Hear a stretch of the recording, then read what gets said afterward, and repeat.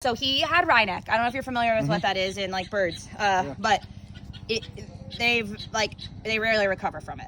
But his neck was completely twisted, almost 2 coils. He also had severe rhabdomyolysis on this hip right here, and he still has a little bit of a scar right here. Interesting.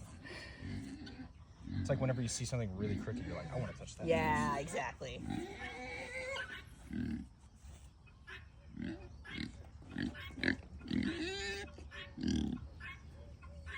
What's fluffing up? Yeah.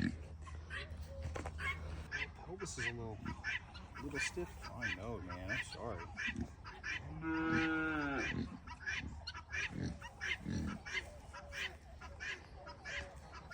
Can you pelvis? I think. That would have been the side he sustained the injury on. On the right? Yeah. There we go.